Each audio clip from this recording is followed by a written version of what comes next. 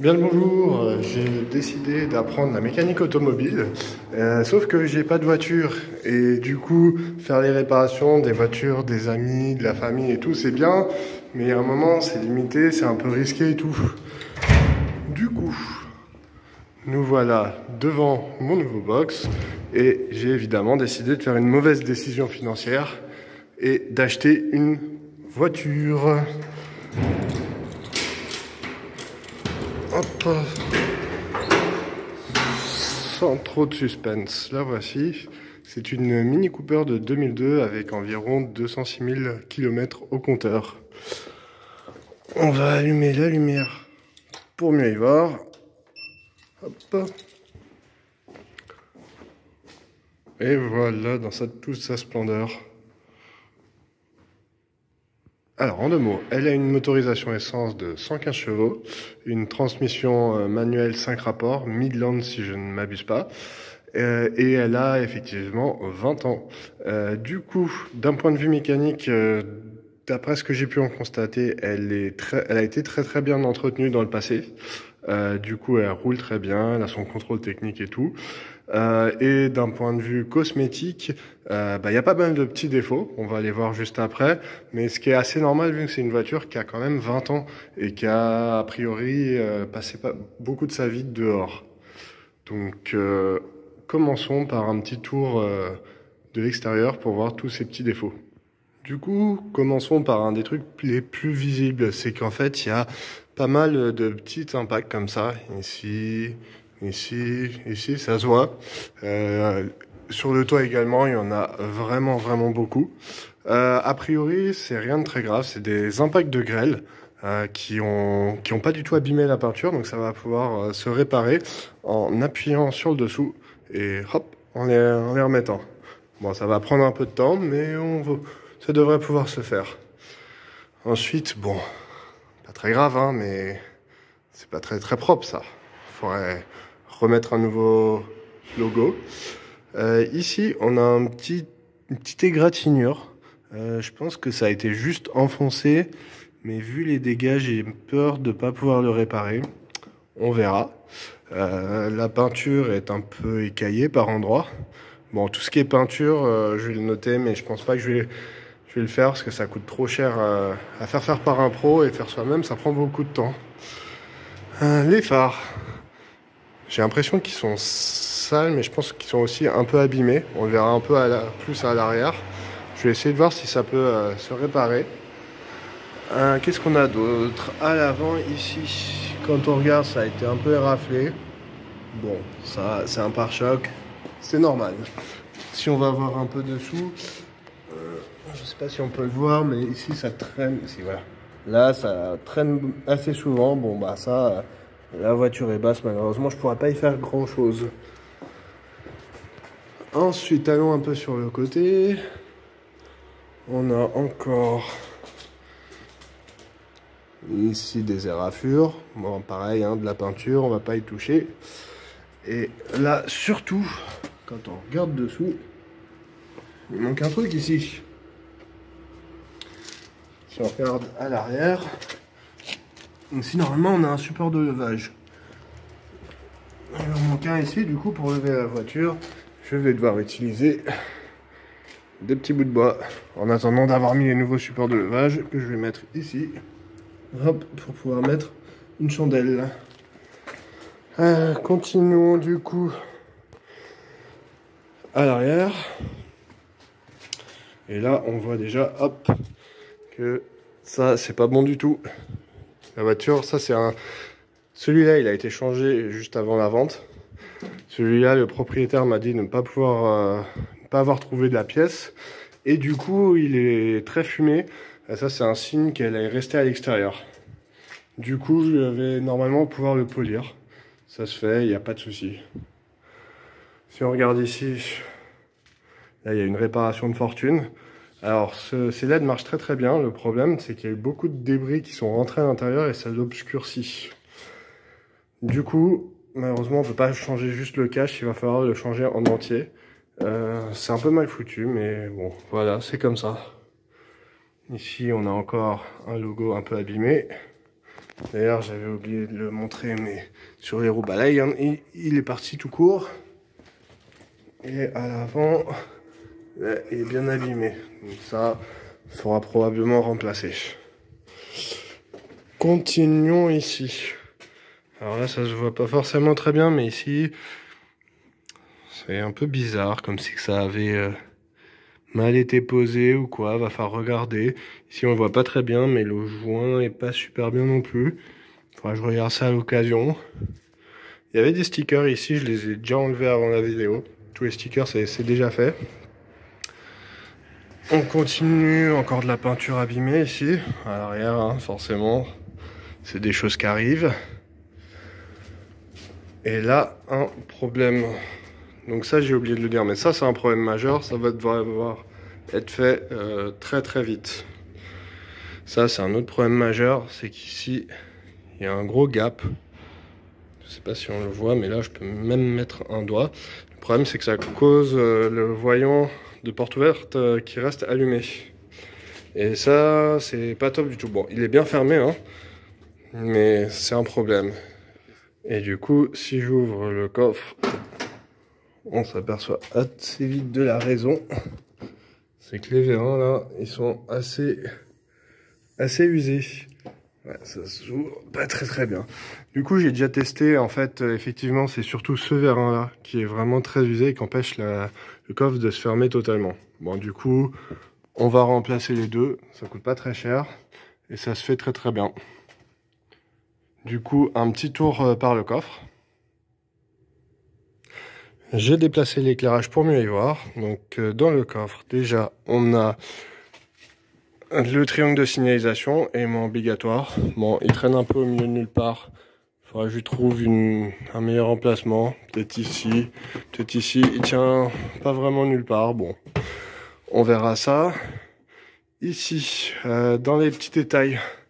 Si on regarde de près, ici, là, il y a un trou. Pas normal. Si on regarde de l'autre côté, il y a un petit bout qui va dedans. Ça sert à bloquer parce que ça, c'est une vis qui s'en va. Et donc là, du coup, si on met pas ça, ça risque de s'en aller un jour ou l'autre. Je m'en suis rendu compte par hasard parce que j'en avais un qui s'était barré justement.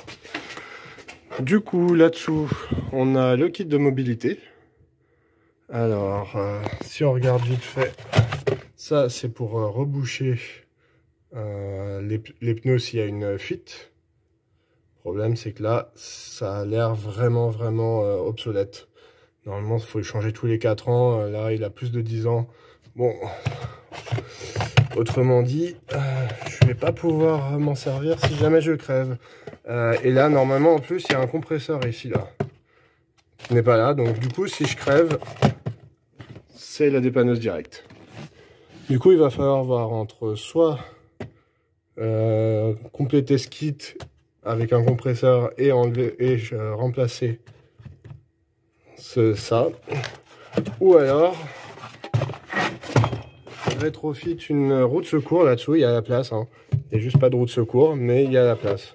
Là, si je mets le doigt ici, il n'y a rien dessous. Je me suis pas encore décidé, on verra plus tard. Par contre, dans ce kit, il y a quand même deux choses très intéressantes. Ce petit outil, c'est pour enlever les cache-moyeux, pour accéder aux boulons de roue. Et ce petit outil là, c'est pour pouvoir dévisser les boulons anti-vol. Il y en a un sur chaque roue. Et si vous n'avez pas cet outil, bah, c'est la grosse galère. Du coup, heureusement qu'il est là. J'ai pas besoin de me galérer. Hop. Et du coup, continuons le reste du tour. Ça, on l'a déjà vu, mais avec la lumière, on voit vraiment à quel point c'est fumé. Là, si on continue sur le côté, on a comme l'autre côté un logo abîmé. Bon, celui-là, ça va encore. Et un autre qui manque ici. Pareil que l'autre côté. Ici, il manque un support de levage. Et ici, il en manque un aussi. Donc, il manque 3 supports de levage sur 4. On va falloir en mettre. Ici, il y a une belle rayure. Alors, c'est un peu abîmé la peinture, mais je vais quand même voir si je peux y faire quelque chose. Qu'est-ce qu'on a d'autre ici? On a encore un rétro abîmé. Ça, je sais pas si je vais pouvoir y faire quelque chose. Hop. Et du coup, on a fini le tour de l'extérieur de la voiture. Passons à l'intérieur. Alors, avant même de regarder l'intérieur, on a un petit problème. Ça, c'est la clé avec la centralisation, donc les deux boutons. Et elle est bien évidemment cassée. Je l'ai eu comme ça. Bon, ça n'empêche pas d'ouvrir la voiture, mais c'est quand même un peu problématique. Et aussi, avant de rentrer ici, c'est pas censé bouger. Le problème, c'est qu'ici, il y a un joint. S'il y a de l'eau qui rentre à l'intérieur, ici, c'est pas top. Hop, la fenêtre, je la laisse ouverte au cas où. On sait jamais. Ici, on a des sièges en cuir, donc ça, c'est assez cool. C'est une option siège en cuir, tout à l'intérieur. Le truc moins cool, c'est que là, sur le siège conducteur, c'est décousu. Il va falloir faire très attention parce qu'ici, il y a un airbag. Donc tout ça, c'est un airbag latéral. On va faire très attention en y faisant quoi que ce soit. Alors, à l'intérieur, bon, déjà, le volant, quand on regarde de près, il est pas mal usé. Bon, ça n'empêche pas de conduire, c'est pas très propre, mais vu le prix d'un volant, je suis pas sûr de le changer. Ensuite, quand on regarde les poignées ici, c'est bien décoloré. Peut-être que ça peut s'arranger en refaisant de la peinture. C'est pareil de l'autre côté, mais sans lumière, on voit moins bien. Ici, pareil, il manque de la peinture. Alors là, on va un peu moins bien le voir. Mais ici, c'est déchiré. C'est pas très top, ça. Il va y avoir de la poussière qui va rentrer, c'est pas très esthétique, donc on va essayer de régler ça. Pareil, ici, c'est décoloré. Bon, je pense pas qu'on va y faire grand-chose. Et qu'est-ce qu'il y a d'autre ici? Alors, je vais devoir ressortir pour vous montrer. En nettoyant les sols, hop, je me suis aperçu ici, sous le tapis, hop, va falloir reculer le siège pour le voir. Ici, il y a un cache qui retient un peu le tapis de sol. Mais ici, on le voit pas très bien à la caméra, mais il y a une trace comme quoi il y en avait un ici, mais il a disparu. D'ailleurs, si on prend celui-là, donc c'est juste ça avec une espèce de vis au bout, on peut le mettre de ce côté-là.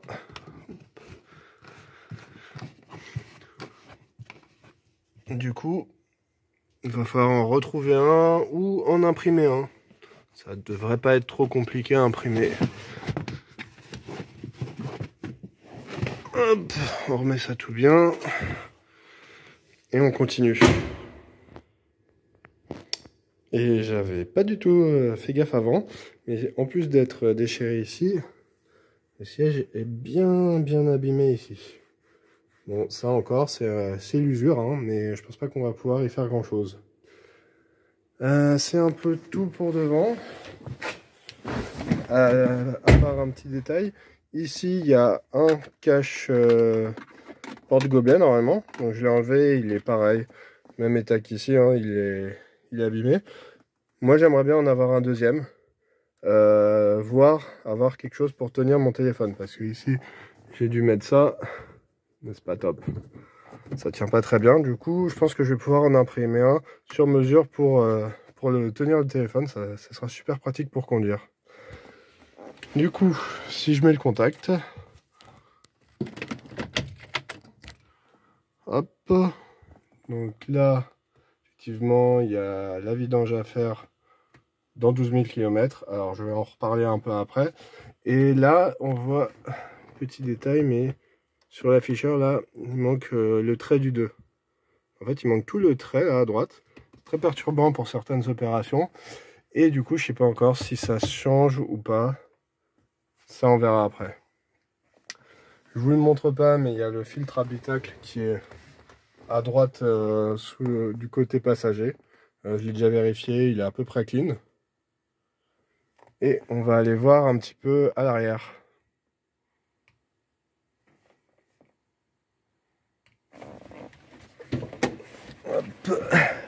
Pour ça, il faut que je ressorte.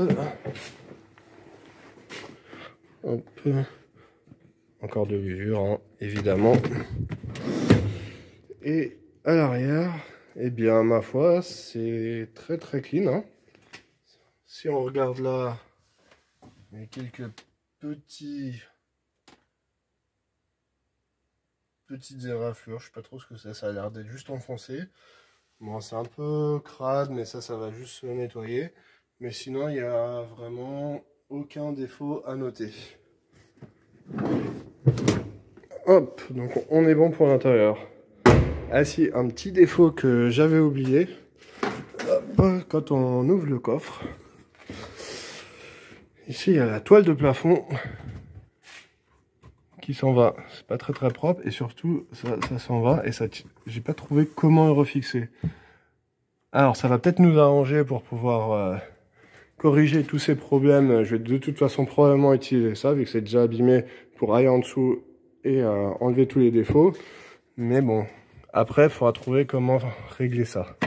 C'est assez embêtant. Avant qu'on passe sous le capot, donc effectivement là toutes les portes sont fermées, le coffre est fermé, le capot est fermé, mais j'ai quand même le voyant qui me dit que quelque chose est ouvert. Alors, on ne le voit pas très très bien à l'écran, mais c'est vraiment quelque chose est ouvert. Ça, comme je vous l'ai dit, c'est les vérins du coffre. Du coup, bah, passons maintenant à ce qui vous intéresse le plus, j'imagine, sous le capot. Hop, donc c'est côté passager. Hop, on ne le voit pas très bien d'ici sans lumière. Il y a une petite trappe pour l'ouvrir. Alors pourquoi c'est côté passager? Bah parce que c'est une voiture anglaise. Et que sur une voiture anglaise, la conduite est à droite. Et du coup, bah c'est côté conducteur sur une voiture anglaise. Alors, pour ouvrir le capot, on va à côté du phare droite. Que je le retrouve. Toujours la petite hésitation.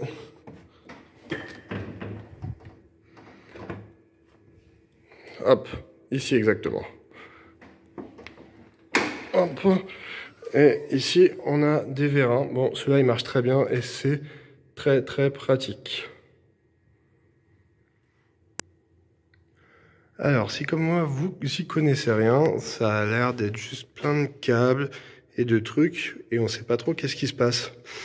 Du coup, pour régler ce problème, j'ai acheté une revue technique automobile pour cette voiture. Et là, j'ai marqué la page. On va avoir tout le schéma de qu'est-ce qui est où sous le compartiment moteur. Et plein d'autres infos, vraiment.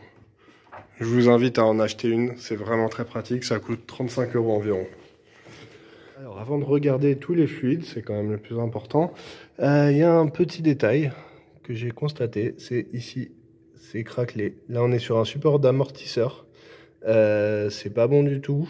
Pour le moment, ça n'a pas encore causé un de déformement. Ça sent pas encore à la conduite. Mais ça, il va falloir le changer. On va voir, c'est pas la seule chose à faire sur les amortisseurs.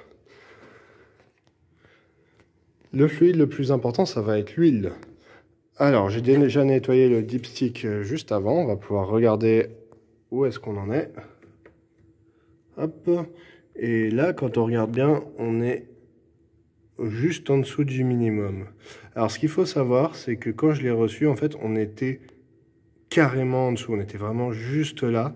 Et j'ai déjà dû mettre quasiment 1 litre d'huile pour que ce soit pas vraiment bas. Du coup, ce que ça veut dire, c'est que l'appoint d'huile n'a probablement jamais été fait depuis la dernière vidange. Si je ne m'abuse, elle a été faite il y a 8000 km et environ 1 an et demi. Du coup, on a encore le temps pour la vidange, mais au niveau des kilomètres, mais au niveau du temps, on commence à être limite. Et surtout, du coup, le propriétaire n'a pas vraiment regardé sous le capot en 1 an et demi environ. Par sécurité, je vais probablement faire une vidange pour m'assurer que tout soit clean. Mais par contre, le fait qu'il manque 1 litre d'huile, c'est pas vraiment ou même peut-être 2 litres, hein, vu qu'il y a 1 litre entre le minimum et le maximum.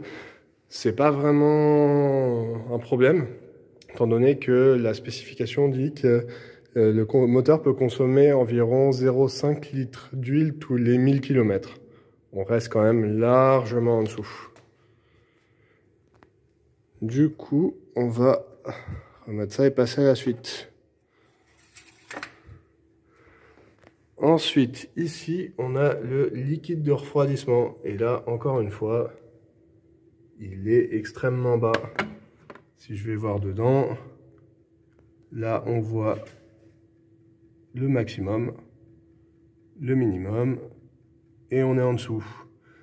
Alors là, on voit pas sans le flash, mais grosso modo, la couleur a l'air d'être à peu près ok. C'est un liquide jaune, il est un peu foncé, mais sans trop de problème. Et comme pareil, je sais pas quand est-ce qu'il a été changé dernièrement, je pense que je vais lui aussi le changer. On continue ici. Ça, c'est le liquide de direction assistée. Lui, il est bien plein. Hop.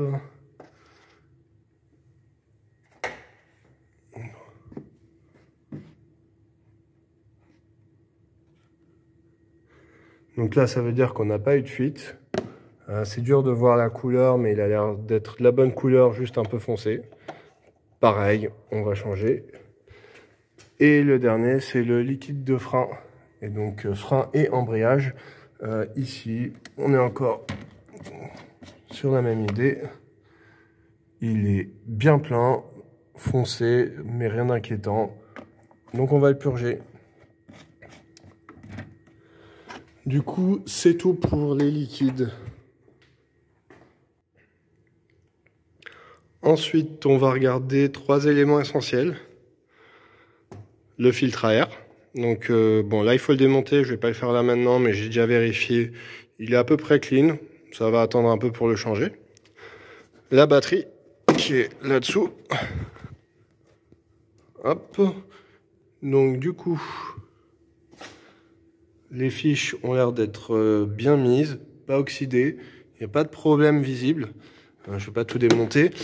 Mais elle a été changée et j'ai la facture il y a moins de 2 ans. Ça dure 5 ans. Donc là, pas de souci de ce côté-là. Ensuite, par curiosité, on va regarder les fusibles. Et la surprise, il en manque un. Alors, en regardant bien, en fait, celui qui manque,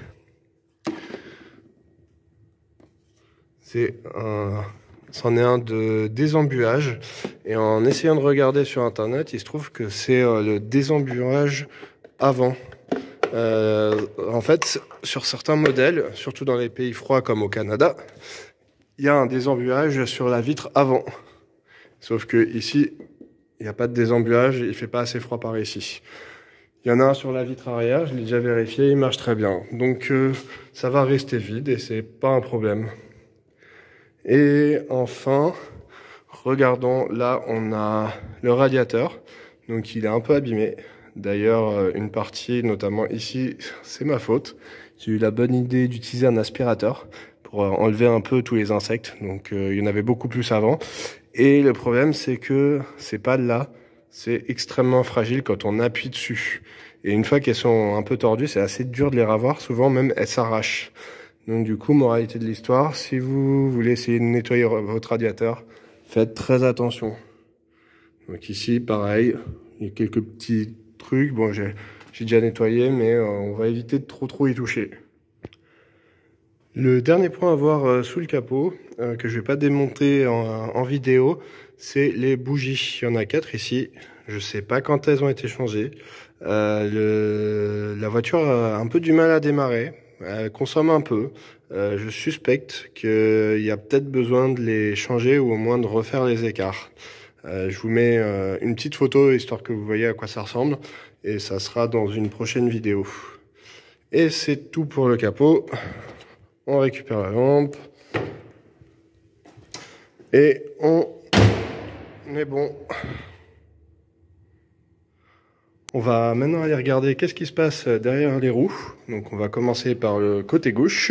Et le truc, c'est que sur les Mini, il y a du plastique dessous.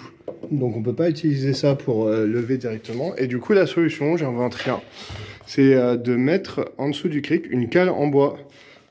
Du coup c'est exactement ce qu'on va faire, c'est pour ça que j'ai une cale en bois ici. Donc mon cric hydraulique, mes 2 chandelles. Et ici un petit bout de bois pour remplacer le support de levage, c'est à peu près la même dimension. Et évidemment, comme la sécurité c'est important, on bloque les roues des 2 côtés avant de lever. Et évidemment, le frein à main, il est mis. Du coup, bah, c'est parti pour lever la voiture.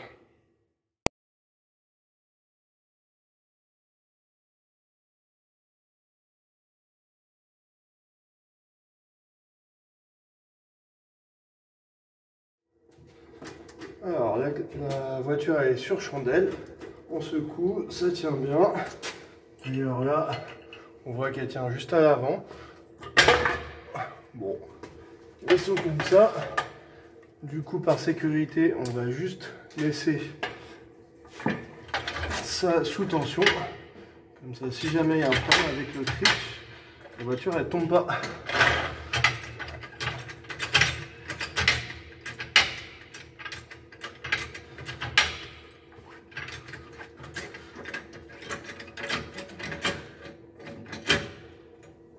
Et voilà, on est prêt à démonter les roues.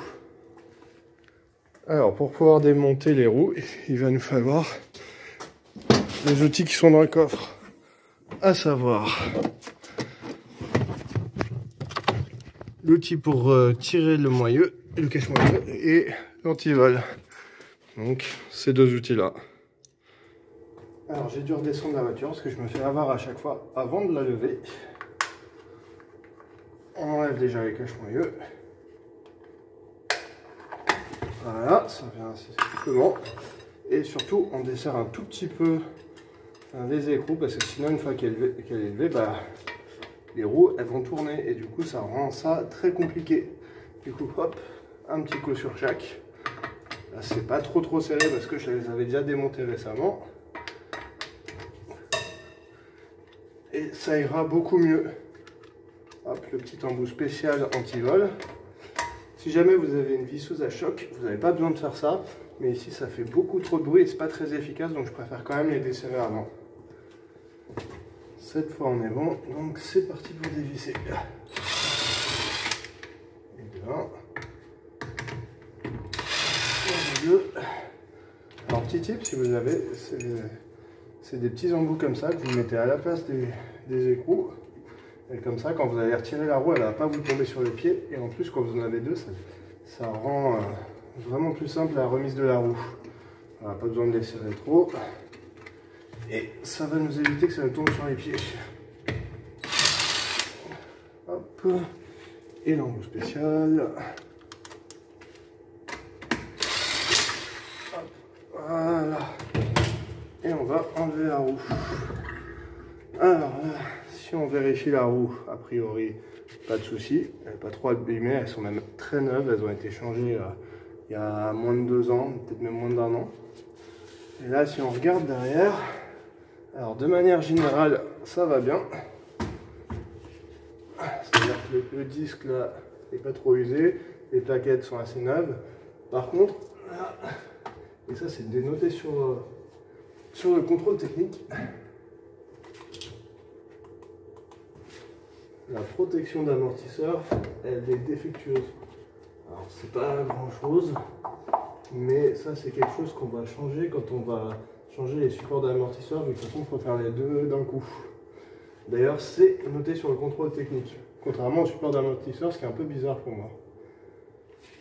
Hop, il ne reste plus qu'à remettre la roue.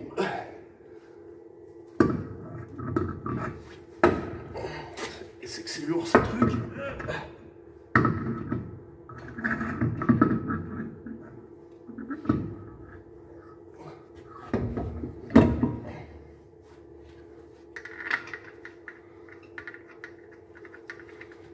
Alors évidemment, on ne serre pas à fond là, j'utilise la visseuse juste en mode visseuse, surtout pas de choc, sinon je risque d'abîmer.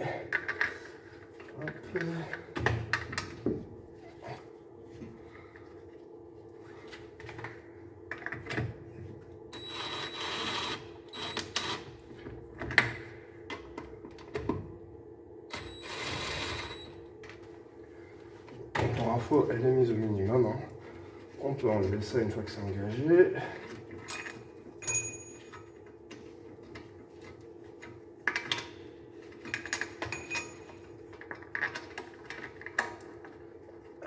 À demain.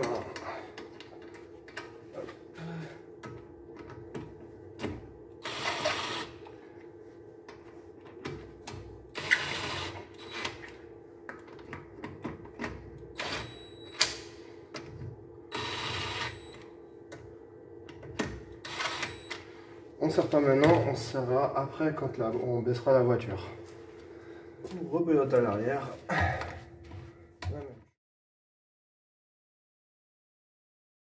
Du coup ici quand on regarde bien, il n'y a pas grand chose de très intéressant, tout va bien.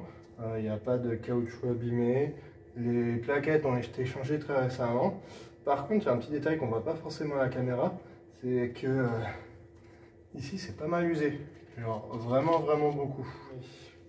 Ça c'est mentionné sur le contrôle technique, donc vu que les plaquettes sont assez neuves, les disques n'ont probablement pas été changés la dernière fois que les plaquettes ont été changées. Et il va probablement falloir les changer bientôt, ou au moins la prochaine fois qu'on change les plaquettes. Et du coup, je vais les mesurer pour voir à combien on en est. Là, l'épaisseur, c'est 8,50. Regardons donc ce que dit la spec. Hop. Donc à l'avant, là ça ne nous intéresse pas immédiatement, mais on doit avoir au minimum 20,4.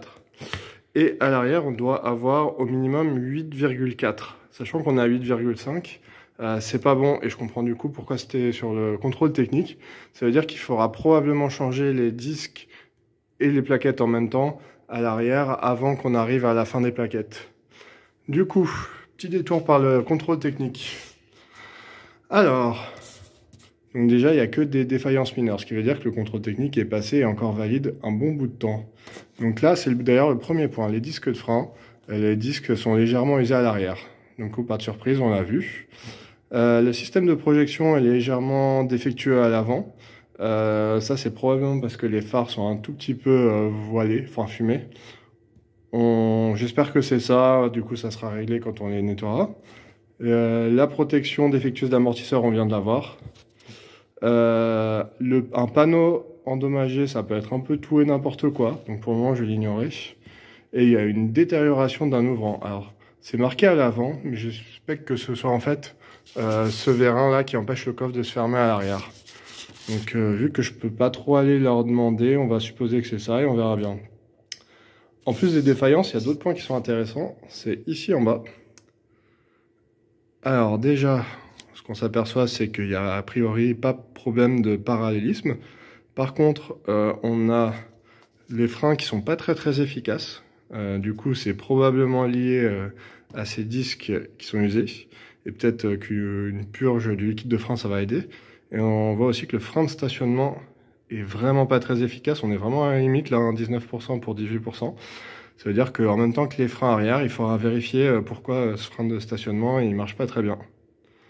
Et par contre, au niveau des émissions, on est très bien. Les feux de croisement sont bien positionnés, donc tout va bien. J'ai remis les roues préserrées, il ne reste plus qu'à enlever les chandelles et rebaisser la voiture. Ou presque, parce que d'abord il va falloir serrer les roues correctement. Donc on commence par enlever les chandelles.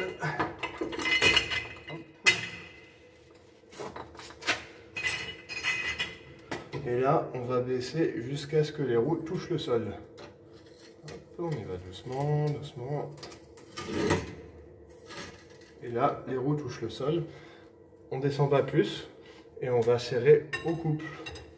Pour ces roues-là, on est sur du M12. Du coup, il va falloir serrer à 12, enfin en vrai, 120 Nm. Donc c'est exactement ce qu'on va faire avec un outil très important, une clé dynamométrique. Ma clé est réglée, ce qui se traduit ici par un 112 plus 8. Et du coup, on peut serrer au couple. Déjà, je vais commencer par presserrer un tout petit peu pour que tout soit bien en tension. Hop. Et ensuite, on va pouvoir serrer pour de vrai. Et clic, c'est bon. Du coup, là, on va sur la vis opposée. Toujours, on ne fait pas dans le sens des aiguilles d'une montre, on fait toujours opposé. Et ensuite, on va faire les deux autres opposés. clic, clic, et clic. On est bon pour ce côté-là. À l'arrière, hop, on préserve.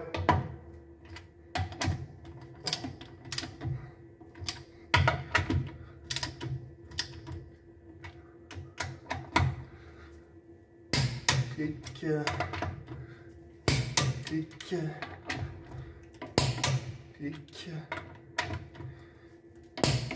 et clic. Il ne reste plus qu'à baisser la voiture. Et voilà. Les amortisseurs. Et on est bon, c'est fini pour l'inspection des roues. Je ne fais pas l'autre côté parce que c'est exactement la même chose. La protection d'amortisseur, elle est bonne de l'autre côté, mais de toute façon ça va changer en même temps. Et le disque de frein est dans le même état. Et il n'y a rien d'autre d'important. Du coup, il ne reste plus qu'à aller la conduire. Allez, c'est parti. Alors là, déjà, elle ne s'allume pas instantanément. Alors, ce qu'il faut savoir, c'est que le moteur est déjà chaud, parce que je m'en suis déjà servi il n'y a pas très longtemps. Du coup, ça privilège le fait de peut-être remplacer les bougies, vu que comme je l'ai noté avant, en fait, on ne peut pas refaire l'écart.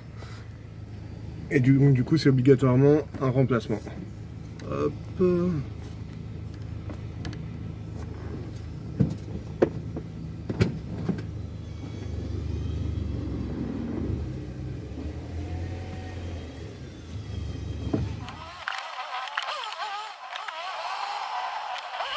Alors là, on est en côte. Et pour voir le frein à main, du coup, je m'arrête, appuie sur le frein. Là j'essaye, et là, vous voyez, j'ai beau avoir le frein, encore un cran, et la voiture elle descend quand je suis débrayé. Ça, là voilà, faut vraiment que j'aille au bout pour qu'elle s'arrête. Donc ça c'est le frein à main, c'est pas top du tout, mais bon, c'est le minimum. Donc faut vraiment bien le serrer, sinon la voiture part en arrière. On est sur l'autoroute, du coup c'est le bon moment pour vous parler du défaut majeur mécanique de cette voiture qu'on n'a pas pu voir à l'inspection, c'est l'embrayage. Alors là, je ne sais pas si vous entendez le bruit, mais en fait, c'est pas directement le bruit du moteur, c'est le bruit de l'embrayage. D'ailleurs, si je garde l'accélérateur et que je débraye, on n'entend plus rien. Là, je peux même faire ronronner le moteur un petit peu, on n'entend pas grand chose. Et là, dès que je rembraye, le bruit revient. Et donc, du coup, là, j'ai lâché le pied de l'embrayage, il y a toujours ce bruit persistant qui vient de l'embrayage. Alors ça fait un petit moment que c'est là. En fait, l'embrayage a été changé il y a environ 1 an et demi, 2 ans. Donc il est à la conduite très bon, il marche bien, comme on s'y attend. Il n'a pas été usé plus que ça. Mais par contre, quelques mois après que l'embrayage a été changé, environ 4 mois, j'ai des factures sur lesquelles un mécanicien a fait des réparations qui n'ont rien à voir, sous réserve d'un bruit au niveau de l'embrayage. C'est ce bruit-là à mon avis. Et du coup, ça fait plus d'1 an. Donc la voiture a été conduite comme ça, elle marche très bien, mais ce bruit est persistant. Alors des fois, quand on joue un peu avec l'embrayage et avec l'accélérateur, on arrive à le diminuer un peu, mais il est tout le temps là. Ce qui fait qu'on a l'impression de conduire beaucoup plus vite que la réalité. Moi, je trouve ça assez gênant, donc ça va être une de mes priorités. Alors priorité, mais ça va pas arriver tout de suite parce qu'il faut quand même beaucoup d'organisation. C'est une très grosse opération mécanique. En général, ça va facturer dans les 800-850 euros, dont au moins 600 ou 700 euros de main d'œuvre en fait, c'est-à-dire 6 ou 7 heures. Hein. Et du coup, par contre, ça coûte pas du tout cher au niveau des pièces. Ça veut dire, même en changeant tout, c'est 100-150 euros. Du coup, je vais aller voir moi-même qu'est-ce qui se passe. Alors, l'un des autres problèmes, c'est le roulis. Alors là, je vais essayer de vous le montrer. C'est que là, quand j'arrive à une certaine vitesse, bon, en respectant les limites, mais là, dans les virages, ça tangue pas mal. Du coup, d'où ça vient, bah, je sais pas trop. Je pense pas que ça vienne de la coupelle d'amortisseur droite qui est un peu usée, c'est pas assez usé pour ça. En fait, je pense que ça vient des pneus, c'est-à-dire que j'ai des 15 pouces avec un flanc assez gros. Et du coup, ça se déforme dans les virages, et à mon avis, c'est ça qui cause le roulis. Donc pour le moment, c'est pas quelque chose que je vais adresser, c'est-à-dire qu'elle roule très bien comme ça, mais peut-être que si à un moment je décide d'avoir des meilleurs pneus et surtout des meilleures jantes, je passerai à des 16 pouces ou à des 17 pouces et ça devrait, espérons-le, régler ce problème. Je ne sais pas encore, on verra ça plus tard. Au niveau de la conduite, c'est une voiture assez sportive. Là, on n'est pas sur le modèle S, mais ça reste quand même une voiture de 115 chevaux. Ça se ressent au niveau de l'accélération quand on met le pied au plancher, ce que je fais pas beaucoup parce que je suis sur route et ça consomme de l'essence. Et aussi, surtout, tout est un peu raide, rude. C'est-à-dire que la direction, faut quand même forcer un petit peu, malgré le fait qu'il y ait une direction assistée. Peut-être parce qu'il faut changer le liquide de direction assistée, mais aussi juste parce que c'est une voiture un peu plus sportive. Les amortisseurs sont assez raides, ça se ressent dès qu'on passe sur des bosses. La boîte de vitesse aussi est assez dure, ça c'est plus parce que c'est assez typique des voitures anglaises qui sont en général plus dures au niveau de la boîte de vitesse que les européennes. Mais bon, ça passe plutôt pas mal. Alors la première et la marche arrière ont un peu du mal, mais ça c'est un peu normal sur une boîte manuelle, surtout une qui a 20 ans. Une boîte qui a 20 ans, elle se débrouille plutôt pas mal et je pense que je ne vais pas y toucher. J'espère que je n'aurai pas y toucher parce que ça coûte assez cher quand même. Et ça conclut la partie de la conduite et je vais aussi arriver, je vais vous montrer l'autre endroit où je suis susceptible de travailler. Et on est arrivé. Alors avant d'éteindre le moteur, ici ce qui est cool c'est qu'il n'y a aucun voyant d'allumé, donc j'ai dû enlever le vérin pour le voyant qui est resté allumé.